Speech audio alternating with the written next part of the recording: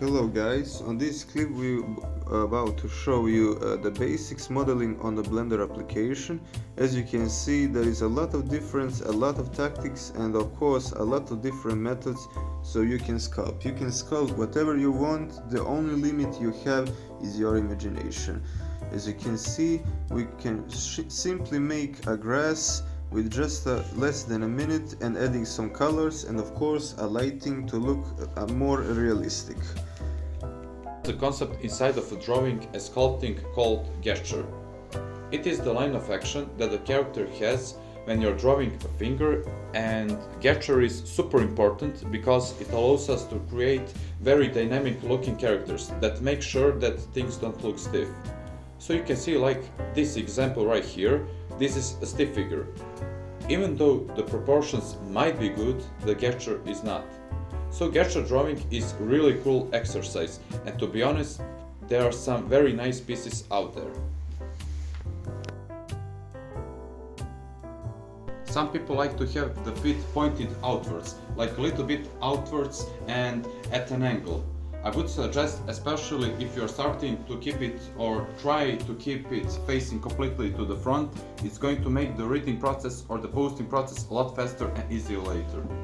And this is going to be the triceps, which is slightly bigger. But one important thing is that it should be higher up. So when we see it from the side, we are seeing it right here. The volume of the tricep is going to be a little bit higher up, like right about here. And they create this sort of like tandem together that allows us to get like the whole look of the arm. I'm going to press Shift to duplicate this guy, and I'm going to scale it in C again a little bit more. Something like. Press G and have it right there, and go that Shift D again, and then I'm going to press X and Z again, and then there's going to be the tip of the finger. Now it's a good time to see whether or not we have the proper size. Things seem to be looking nice. So we are going to have this sort of like S shape, kind of looking like the handles from a bicycle. And the big mass that we are already seeing here, those are the chest. So what I'm going to do instead is I'm going to make my brush smaller, and I'm going to use eye control to carve in a little bit of a group that we would normally see right here. We are going to have the abdominal muscles, and that's the famous six-pack. We are going to have a couple muscles. It's called the radius muscle, coming from the underneath the trapezius, starting out, which is the latest matador. For the shoulders, it's good to mention that we have three heads: the front, the middle one and the rear.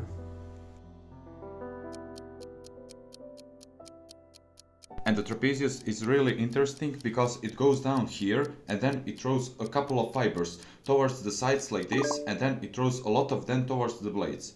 So as you can see, we get this like a diamond looking shape. That's the shape of the trapezius. Again, it goes towards this area. This is called the infraspinatus, and these are teres major and teres minor. It's three muscles that we have right here, but you're usually going to see them like two little parts. You can see here they pretty much combine this into one, just like a big triangle under the trapezius muscle. They help with the movement of the arm. Other than that, we have what I like to call the heels, which are these right here, and the obliques actually go all the way to the back like this. A very common mistake that people make about the biceps is they inflate quite a bit, and the biceps is more like elongated shape. It's like to compare to the bar of gold or loaf of bread that's shaped a lot closer of what actually. The triceps, as the name implies, has a three heads, and the three heads that we have are going to be lateral head, the internal head, and there is one head beneath both of them, so you're actually not going to see the third head because the other two heads are sitting on top of it. So one more thing about the arm is that we actually have another extra muscle called the brachialis, is what we're going to have right here in between both of them. You're going to see it's kind of like meat of a hamburger. Sometimes you're going to see it's like that. It depends, of course, the character that you want to sculpt. Male characters tend to have this thing called the ecto-ulnar deltoid pectoral group, which is this. Is the triangle right here, which is the right between, as the name implies, the deltoid and the pectoral muscle.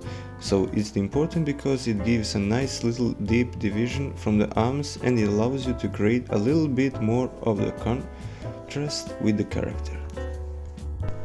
On the other side we have the flexors, but there are two muscles that confuses a lot of students when they start, which is called the brachioradialis. What they do is actually insert quite a lot higher.